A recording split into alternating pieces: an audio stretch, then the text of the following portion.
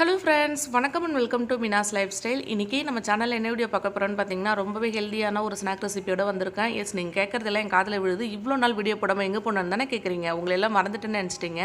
S உங்களை எல்லாம் மறக்கவே இல்லைங்க. நான் வந்து மினியேச்சர் சேனலுக்காக வந்து வீடியோ எடுத்துட்டு இருந்தேன். அதனால தான் வந்து இந்த சேனல்ல வீடியோ போட முடியல. ஒரு மினியேச்சர் வீடியோ எடுத்த உடனே நான் அப்படியே குழந்தை பருவத்துக்கே போயிட்டேன். அதனால டெய்லி வந்து மினியேச்சர் வீடியோவை எடுக்க ஆரம்பிச்சிட்டேன்.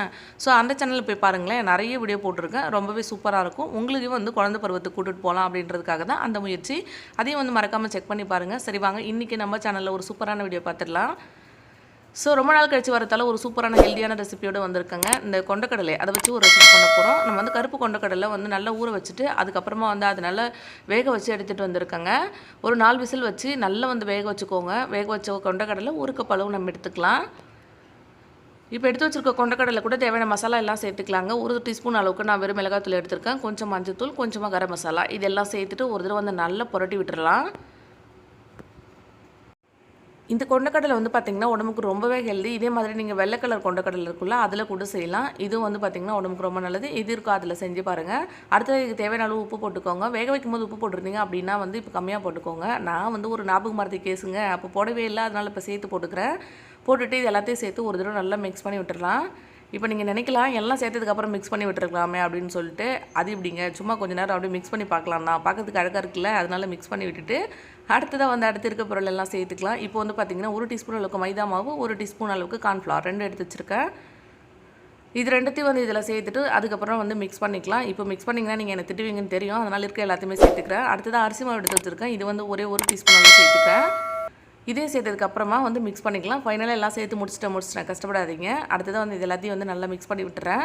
ஓரளவுக்கு ரொம்ப ட்ரையாக தெரியுதுல்ல, அதனால் வந்து கொஞ்சமாக தண்ணி தெளிச்சிக்கலாம். இல்லை உங்களுக்கு சுண்டலில் இருக்க தண்ணி போதுமானதாக இருக்குது அப்படின்னா நீங்கள் தண்ணி வந்து தெளிக்காதீங்க.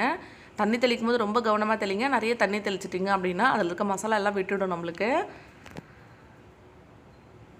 பாருங்கள், எனக்கு வந்து ரொம்ப ட்ரையாக இருக்க மாதிரி இருக்குது. நான் கையில் கொஞ்சமாக தண்ணி ஊற்றிட்டு லைட்டாக இந்த மாதிரி வந்து அப்படி தெளிச்சு விட்டுக்கிறேன். அவ்வளோதான், இதுவே போதும். அதுக்கப்புறமா வந்து நல்லா மிக்ஸ் பண்ணிக்கலாம். இந்த தண்ணி உங்களுக்கு பத்தலை அப்படின்னா மறுபடியும் மழை சாரல் மாதிரி கொஞ்சம் அப்படியே சும்மா மேலாப்பில் பரபரன்னு அப்படியே தெளிச்சு விடுங்க. தெளிச்சு விட்டுட்டு மறுபடியும் வந்து அப்படியே மிக்ஸ் பண்ணிக்கலாம். அவ்வளோதான், சூப்பராக ரெடி ஆகிடுச்சு. இதுக்கு மேலே வந்து தண்ணி சேர்க்காதீங்க, மசாலாலாம் விட்டுடும். அப்புறம் மறுபடியும் நம்ம சுண்டல் சாப்பிட்ற மாதிரி ஆகிடும். எப்போ பார்த்தாலும் வெறும் சுண்டலாக சாப்பிட்டு போர் அடிக்குதுங்க. அதனால தான் இந்த மாதிரி ஒரு ரெசிபி ரொம்ப டேஸ்ட் சூப்பராக இருந்தது. கண்டிப்பாக அம்மா கிட்ட சொல்லி இன்றைக்கே வந்து ட்ரை பண்ணி நீங்களும் செஞ்சு சாப்பிட்டு பாருங்கள். இப்போ அடுத்ததாக வந்து பார்த்திங்கன்னா அடுப்பில் ஒரு கடாய் வச்சுருக்கேன். கடாய் நல்லா சூடானதுக்கப்புறமா வீட்டில் இருக்க எண்ணெய் சேர்த்துக்கோங்க. பொரிக்கிறதுக்கு என்ன சேர்த்துக்கோங்களோ அதை வந்து சேர்த்துக்கலாம். சேர்த்துட்டு இது வந்து நல்லா சூடாகட்டும். எப்போதுமே சொல்கிறது தான், பொரிக்கிறதுக்கு வந்து நிறைய எண்ணெய் சேர்க்காதீங்க. மறுபடியும் நம்ம பொரிக்கிறதுக்கு தான் யூஸ் பண்ணுவோம். ஸோ அதனால் எண்ணெயை வந்து வேஸ்ட் பண்ண தேவையில்ல, கொஞ்சமாக சேர்த்துக்கலாம். இப்போ எண்ணெய் வந்து ரொம்ப சூடாகிடக்கூடாது. ரொம்ப சூடானதுக்கப்புறம் சேர்த்திங்க அப்படின்னா மேலே வந்து சீக்கிரமாக பொரிஞ்சு வந்துடும், உள்ளே வந்து நம்மளுக்கு நல்லா கிறிஸ்பியாக கிடைக்காது. ஸோ அதனால் வந்து ஓரளவுக்கு எண்ணெய் சூடானதுக்கப்புறமா நம்ம எடுத்து வச்சுருக்க சுண்டல் இதில் சேர்த்துடலாம்.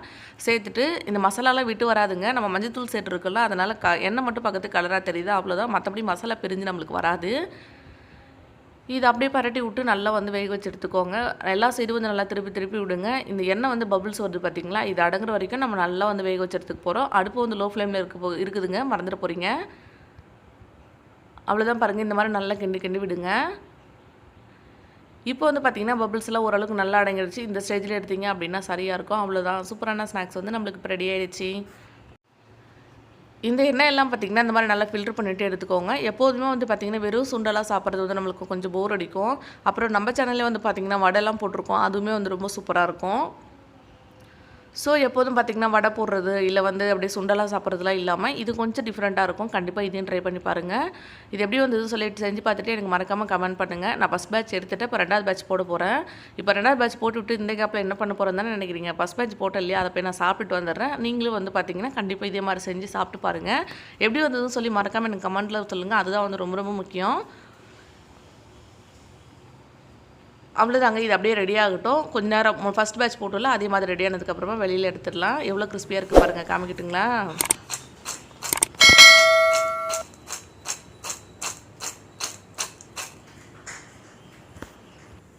ஓகே ஃப்ரெண்ட்ஸ், இந்த வீடியோ பிடிச்சிருந்தது அப்படின்னா நம்ம சேனலை வந்து சப்ஸ்கிரைப் பண்ணிக்கோங்க. பக்கத்தில் இருக்க பெல் ஐக்கனை கிளிக் பண்ணிக்கோங்க. நம்ம சேனல் வந்து மறக்காமல் ஃபாலோ பண்ணிகிட்டே இருங்க. நிறைய ஹெல்த்தியான ரெசிபி பார்க்கலாம். ரொம்ப சூப்பரான ரெசிபி, குழந்தைங்களுக்கு பிடிச்ச ரெசிபி எல்லாம் பார்க்கலாம். Thank you, by.